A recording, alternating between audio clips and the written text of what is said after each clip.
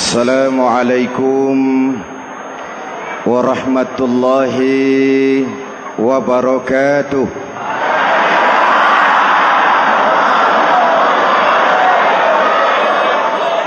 Alhamdulillahi rabbil alamin. Wassalatu wassalamu ala asyrafil mursalin Sayyidina wa maulana Muhammadin wa ala alihi wa sahbihi ajmain, amma ba'du. Para ulama yang saya muliakan, hadirin hadirat ma'asyiral muslimin yang saya cintai, banyak kita alami perubahan-perubahan yang terjadi, baik perubahan yang menyangkut sosial budaya, lebih-lebih yang menyangkut sosial politik. Yang tidak banyak mengalami perubahan adalah sosial ekonomi. Bahkan angka kemiskinan kita naik menjadi 3/5 dari total penduduk kita hidup di bawah garis kemiskinan, dan 20% diantaranya miskin mutlak. Perubahan-perubahan yang terjadi menyadarkan kita kepada kebenaran Al-Quran ketika Allah menyatakan wa tilkal ayyamu nudawiluha bainan nas.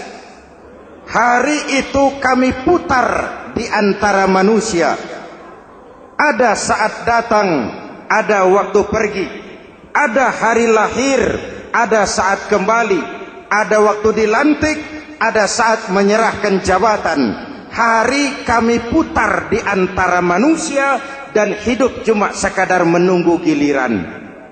Soalnya kemudian di tengah perubahan-perubahan yang terjadi begitu cepat, what must we do now?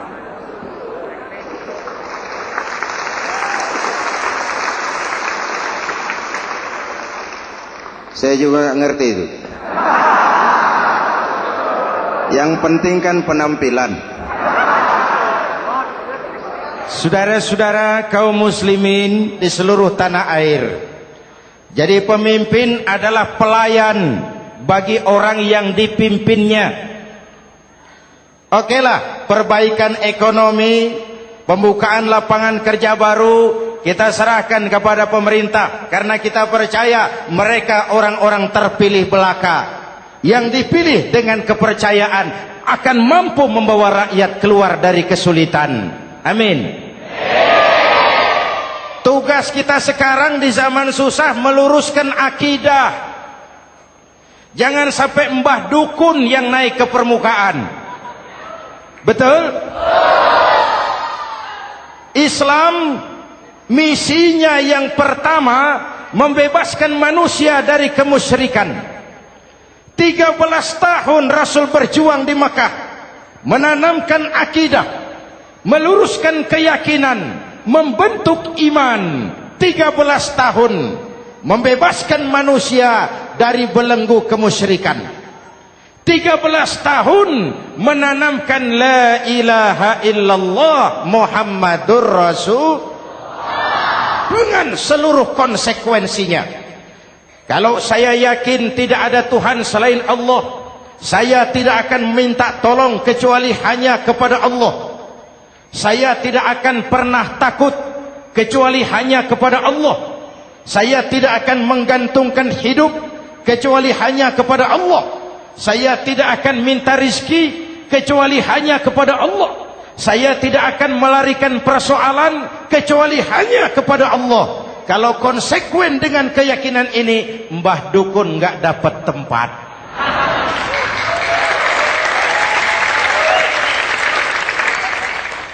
Akur? Ayo lihat secara sederhana. Saya sandaran di tiang, tiangnya ambruk, sayanya jatuh. Saya sandaran di tembok, temboknya runtuh, saya juga runtuh. Saya sandaran kepada orang kaya, dia jatuh miskin, saya bangkrut. Saya sandaran kepada jenderal, dia pensiun, saya selesai. Tapi kalau saya sandaran hanya kepada Allah, Allah tidak akan pernah miskin, Allah tidak akan pernah lumpuh, Allah tidak akan pernah terpuruk, dan Allah tidak akan pernah berkurang kekuasaannya.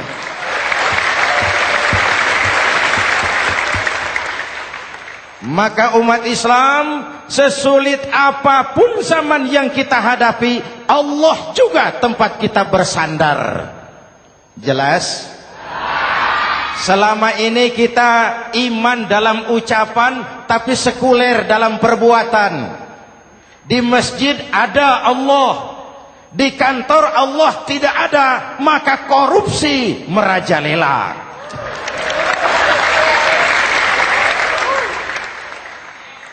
Di masjid ada Allah, di pasar Allah tidak ada, maka timbangan tetap curang. Kita iman dalam ucapan, tapi sekuler dalam perbuatan. Oleh karena itu, sesulit apapun zaman yang kita hadapi, iman jugalah pegangan kita. Allah juga tempat kita bersandar. Boleh zaman berubah, akidah jangan sampai goyah. Karena iman kita hidup, untuk iman kita berjuang, dan dalam iman kita ingin kembali menghadap Allah Subhanahu. Selama ini manusia Indonesia kita lebih banyak diisi otaknya, hati sering kosong, agama dangkal, akidah rapuh, moral rendah. Memang kemudian muncul banyak orang-orang pintar, cuma sayang tidak benar. Indonesia kita bangkrut, Indonesia kita terpuruk, Indonesia kita sakit parah kalau diurus orang yang cuma pintar tapi tidak benar.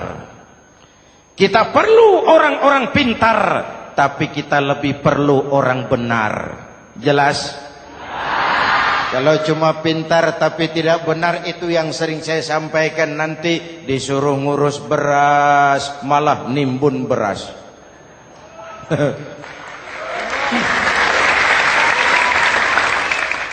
Disuruh ngurus laut malah jadi bajak laut. Disuruh ngurus hutan rame-rame jadi orang hutan. Jutaan hektar hutan Indonesia kita ini merupakan kekayaan sumber daya alam kita yang harus digunakan bagi sebesar-besar kemaslahatan rakyat. Yang disuruh ngurus hukum malah bikin hukum seperti pisau, tajam ke bawah, tumpul ke atas. Jangan heran lalu di masyarakat muncul street justice, pengadilan jalanan, sebagai refleksi dari ketidakpuasan melihat sikap hukum yang sangat berpihak. Kalau yang kecil salah, hukum cepat-cepat ditegakkan.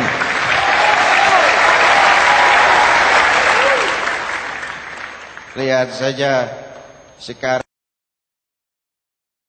sekarang ini kalau orang terkenal banyak uang punya masalah, antri yang bela.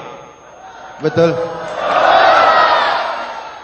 Tapi saudara lihat si Marsinah di Jawa Timur, si Sengkon dan Karta di Jawa Barat, si Udin Bernas wartawan Jogja, terseok-seok mencari keadilan, sampai hari ini urusannya masih remeng-remeng. Kenapa bisa begitu? Jawabannya sederhana, tidak ada fulus. Ada fulus mulus, tidak ada fulus manfus. Betul? Jangan sampai para penegak hukum kita terjebak pada lagu baru, maju tak gentar membela yang bayar. Biar bertentangan dengan nurani, biar bertentangan dengan public opini, biar bertentangan dengan rasa keadilan. Siapa yang bayar, itulah majikan. Mau benar atau salah, belain terus. Kalau seperti inilah hukum kita, mafioso keadilan akan tetap gentayangan. Hadirin yang saya hormati, 13 tahun beliau berjuang di Mekah, meluruskan keyakinan, memantapkan akidah, meneguhkan iman. Dari situ segalanya dimulai, dan ke situ segalanya akan menuju. Intan paling mahal, mutiara paling berharga, tidak lain adalah nilai-nilai keimanan. Kalau itu sudah tergadai, apalagi yang bisa kita banggakan dalam kehidupan ini? Kita merasa harta kita berharga, belum ada artinya ketimbang iman. Kedudukan kita punya nilai pun belum ada artinya ketimbang dengan nilai-nilai keimanan.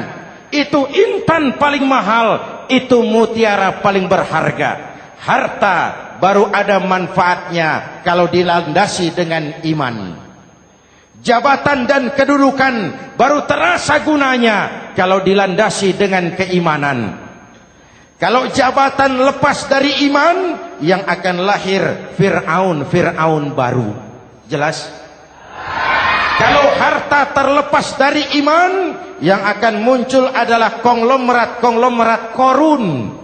Kalau ilmu pengetahuan terlepas dari nilai dasar keimanan, maka yang akan muncul adalah ilmuwan pelacur yang menyalahkan yang benar, membenarkan yang salah untuk kepentingan pribadi. Dan kondisi seperti itu tidak akan membuat kita makin sehat. Oleh karena itu, pada kesempatan ini, pesan pertama saya, menghadapi zaman susah, tetap jaga akidah, tetap pelihara keyakinan. Kesulitan bukan untuk ditakuti, untuk diatasi. Hidup adalah kerja keras, bukan keajaiban. Perubahan tidak akan datang hanya dengan simsalabim abragadabra. Perubahan tidak akan muncul hanya dengan berandai-andai. Perubahan tidak akan turun dari langit seperti turunnya embun di waktu malam. Perubahan adalah kerja keras, sehingga Al-Quran membimbing kita, innallaha la yughayyiru ma biqaumin hatta yughayyiru ma bi anfusihim. Allah tidak akan mengubah keadaan suatu bangsa kalau mereka tidak mau mengubah apa yang ada di dalam diri mereka. Yang ada di dalam diri itu rule of thinking, state of mind, cara kita berpikir, cara kita memandang kehidupan, cara kita mengatasi persoalan. Hadirin yang saya hormati, inilah iman. Berangkat dari ini kita menyadari, ini ujian buat kita rakyat. Dan kita rakyat Indonesia ini kalau sama susah sih sudah kenyang. Ya Pak? Ya Pak? Kita ini sebagai bangsa mengalami apa yang disebut oleh Bung Karno up and down, naik turun, timbul tenggelam, pasang surut. 350 tahun dijajah oleh Belanda, kita susah. Berangkat Belanda masuk Jepang, susah lagi. Pergi Jepang, datang nikah, susah lagi. Lalu kita merdeka, dirongrong oleh berbagai pemberontakan, susah lagi. Makan bulgur, antri minyak. Lalu PKI berontak, susah lagi. Muncul orde baru, lama-lama susah lagi. Orde baru selesai, naik reformasi, mulai repot nasi, susah lagi.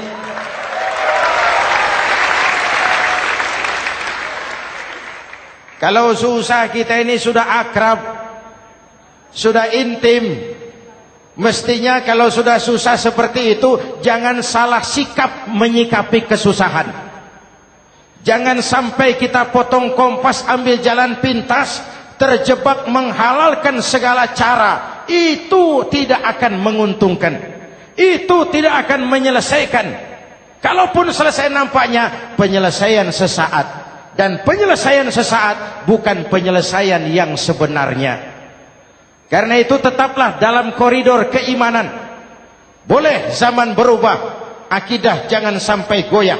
Silahkan masa berganti, tapi keyakinan jangan mati. Sekali la ilaha illallah, sampai tetes darah paling penghabisan, tetap la ilaha illallah. Sanggup? 3 orang. Sanggup? 21. Sanggup? Kalau sanggup kita harus konsekuen.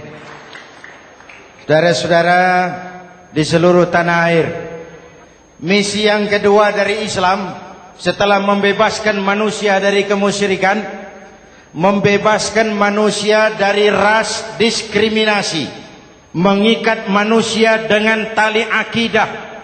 Sebelum Islam datang, manusia dibedakan oleh warna kulit, manusia dibedakan oleh faktor keturunan, manusia dibedakan oleh faktor harta dan benda.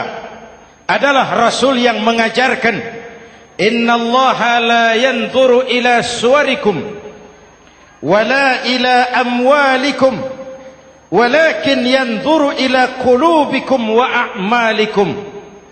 Allah tidak melihat potonganmu, Allah tidak melihat hartamu. Yang Allah lihat itu adalah hatimu dan amal perbuatanmu. Jauh sebelum Amerika teriak-teriak membanggakan apa yang mereka sebut sebagai Declaration of Independence, Nabi sudah mengajarkan kepada kita semua, An-nas kulluhum li Adam wa Adam min turab, la fadla li Arabiyyin ala ujamiyyin illa bittaqwa.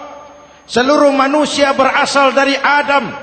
Adam diciptakan dari tanah. Tidak ada kelebihan Arab dengan yang bukan Arab kecuali takwanya. Jauh sebelum Amerika mencanangkan bahwa semua manusia dilahirkan sama, that all men are created equal. Jauh sebelum itu Islam sudah membebaskan manusia dari ras diskriminasi. Apa dalam konteks kekinian menghadapi zaman susah tetap jaga kerukunan? Ya Pak, ya Bu, oi Bu. Menghadapi zaman susah tetap jaga kerukunan, baik antar umat seagama, antar umat beragama, maupun antar umat beragama dengan pemerintah. Menjaga kerukunan. Jangan saling sikat sikut di antara kita. Sebab kalau sudah rukun, saya ajak berhitung. 1 ditambah 1 sama dengan, itu matematika namanya. Hasilnya pasti. Tapi angka sosial hasilnya aneh. Saya ubah jadi angka sosial. Ayo kita berhitung lagi. 1 orang takut ditambah 1 orang takut sama dengan 2 orang setengah berani. Kenapa setengah berani? Karena sudah berdua. Tadi kan takut sendiri. Kalau sama-sama takut berkumpul jadi setengah berani. Kalau ditambah 1 orang takut lagi, 1 orang takut ditambah 1 orang takut ditambah 1 orang takut sama dengan 3 orang berani. Kenapa jadi berani? Karena sudah bertiga. Kita yang lemah, kita yang marginal, kita yang dikucilkan, bahkan kita yang dilecehkan, kalau mau rukun kita akan kuat dan tidak bakal dipermainkan orang.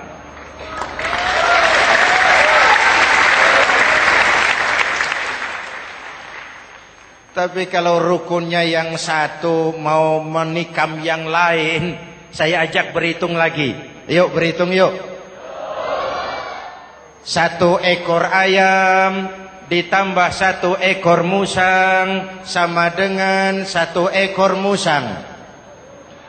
Kemana ayamnya? Dimakan musang. Betul nggak nih hitungan? Ayo kita hitung lagi. 1 ekor ayam ditambah 1 ekor musang sama dengan 1 ekor musang. Kemana ayamnya? Dimakan musang. Jadi kalau kita suka kumpul dengan orang yang mau makan kita, selesailah kita.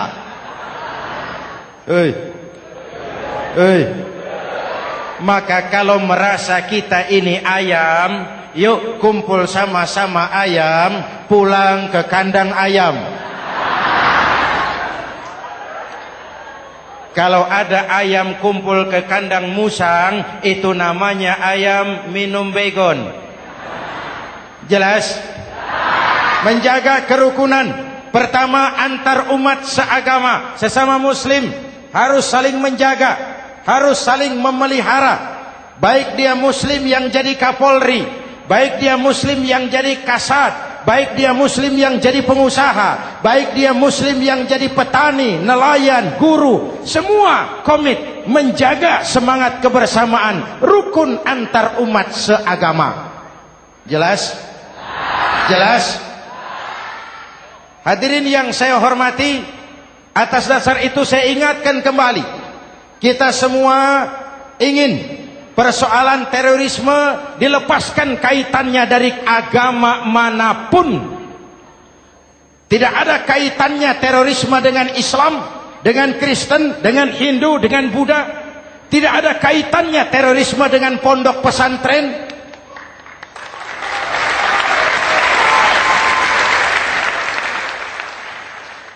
Jangan sampai pesantren jadi kambing hitam. Karena sejak zaman penjajahan, pesantren sudah terbukti memberikan kontribusi bagi perjuangan memerdekakan rakyat Indonesia. Rukun antar umat seagama. Yang kedua, rukun antar umat beragama. Islam ini rahmatan lil. Jangankan manusia walaupun berbeda agama, binatang saja dihormati. Ada hadis, fa iza zabahtum fa ahsinuz zibhata. Kalau kamu menyembelih hewan, sembelihlah dengan cara yang terbaik. Jangan menyembelih ayam dengan pisau tumpul. Itu namanya tidak berperi kebinatangan. Yang kecil lagi, saudara buka babul istinja, makruh buang air kecil di tanah yang berlubang. Sebab apa? Pertama, menjaga kesehatan. Siapa tahu di lubang yang saudara buang air kecil itu ada gas beracun. Kalau tidak, melindungi binatang yang ada di dalam lubang. Siapa tahu di lubang yang saudara buang air kecil itu ada semut sedang rapat membahas terorisme. Apa dosanya lalu mati dikencingi? Ini namanya rahmatan lis semut. Binatang saja dilindungi. Maka perbedaan agama tidak harus menyebabkan kita bertolak belakang. Perbedaan agama bukan alasan untuk saling bermusuhan. Apalagi kita sudah menyadari tentang kemajemukan kita, tentang kebinekaan kita, tentang keragaman kita. Rukun antar umat beragama. Saling menghormati, saling menghargai, tapi tetap dalam batas lakum dinukum. Lalu rukun antar umat beragama dengan pemerintah.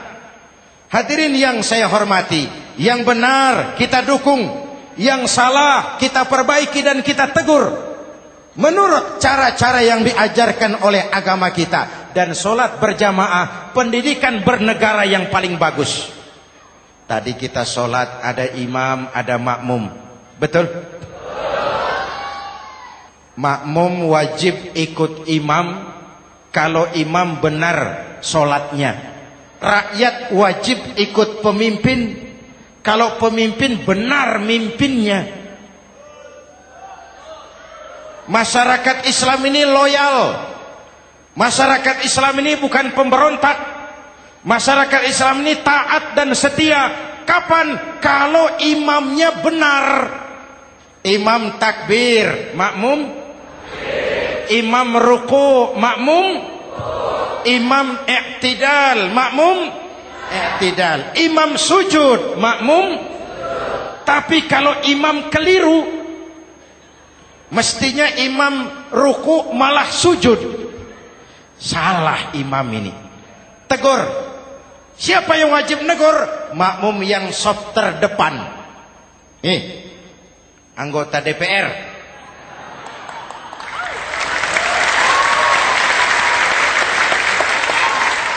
Ini wakil-wakil makmum ini. Saf di depan ini. Kalau imam keliru mereka paling tahu. Ngomong. Tegur. Bagaimana negurnya? Ada aturan main. Mestinya ruku, imam sujud. Salah ini imam. Subhanallah. Kan begitu negurnya. Betul? Tidak boleh juga imam keliru, makmum emosi. Main pegang. Woi, makmum salah. Hoi, hoi. Kacau sholat. Betul? Anggota dewan ini, saf di depan. Itu kalau imam keliru. Satu saat imam buang angin. Namanya manusia bisa buang angin toh. Apa makmum lalu berkata, demi kesetiaan saya kepada imam, imam buang angin, saya lebih keras lagi. Itu namanya fanatisme buta, loyalitas yang goblok.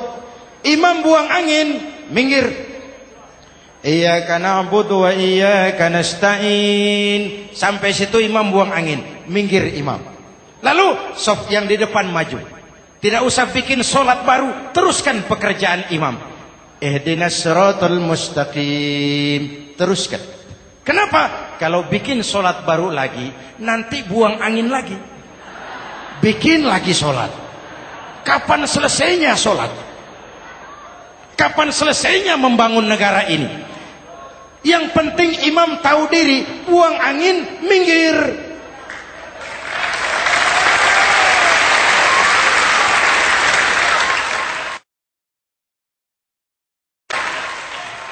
Ini kacaunya solat berjamaah kita sekarang. Kacaunya negeri kita sekarang. Banyak imam sudah buang angin, gengsi. Diam aja merasa nggak punya salah.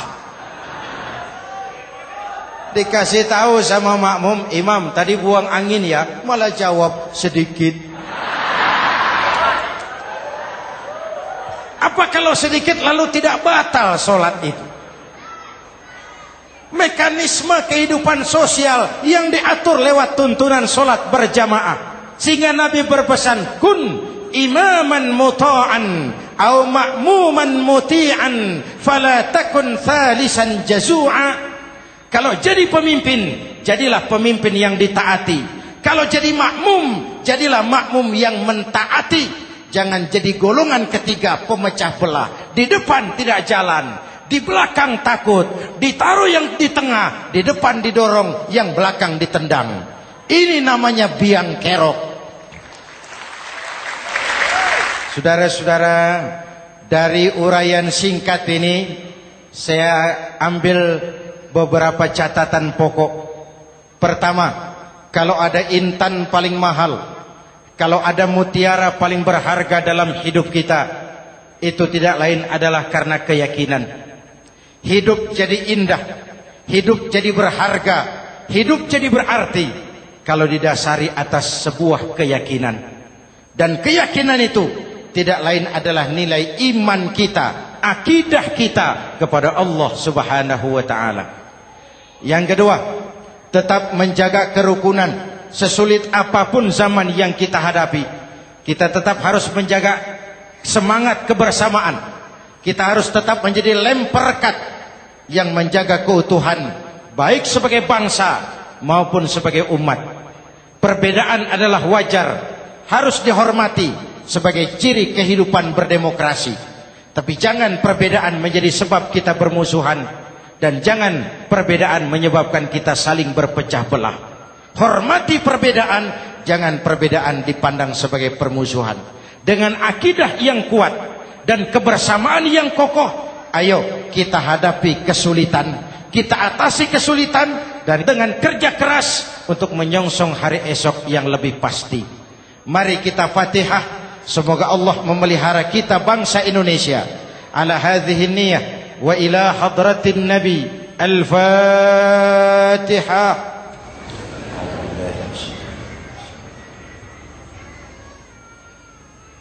Iyyaka na'budu wa iyyaka nasta'in. Ihdinas siratal mustaqim. Siratal ladzina an'amta 'alaihim. Bismillahirrahmanirrahim. Amin. Alhamdulillah Rabbil Alamin. Allahumma salli wa sallim mubarak ala Sayyidina Muhammadin wa ala alihi wa sahbihi ajma'in. Allahumma Rabbana taqabbal minna salatana wa siyamana wa qiyamana wa takhashu'ana wa ta'abbudana wa tammim taksirana ya arhamar rahimin. Allahumma aslih man fi salahihi salahul muslimin. Allahumma ahlik man fi halakihi salahul muslimin. Allahumma Rabbana la tu'akhizna in nasina aw akhtana. Rabbana wa la tahmil alaina isran kama hamaltahu ala alladhina min qablina. Rabbana wa la tuhammilna ma la taqata lana bih wa'fu 'anna waghfir lana warhamna anta maulana fansurna 'alal qaumil kafirin. Allahumma ij'alna minas su'ada'il maqbulin wa la taj'alna minal ashqiya'il mardudin. Afdalu ma qultuhu ana wan nabiyyuna min qabli. La ilaha illallah.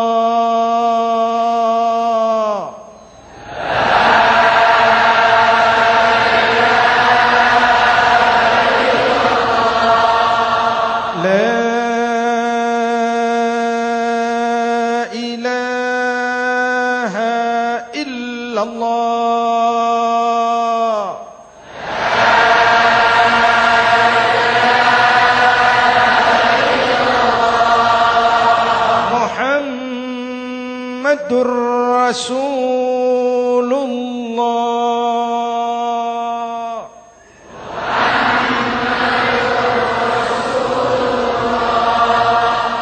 sallallahu alaihi wa alihi wa sallam. Kalimatu haqqin 'alaiha nahya wa 'alaiha namut wa 'alaiha wa biha nub'atsu insyaallah minal aminin minal aminin minal aminin rahmatika ya arhamar rahimin. Sallallahu ala Sayyidina Muhammad wa ala alihi wa sahbihi ajma'in. Ana rabbika rabbil izzati amma yasifun. Salamun alal mursalin. Walhamdulillah rabbil alamin. Jumpa lagi di lain kesempatan insyaallah. Wassalamualaikum warahmatullahi wabarakatuh.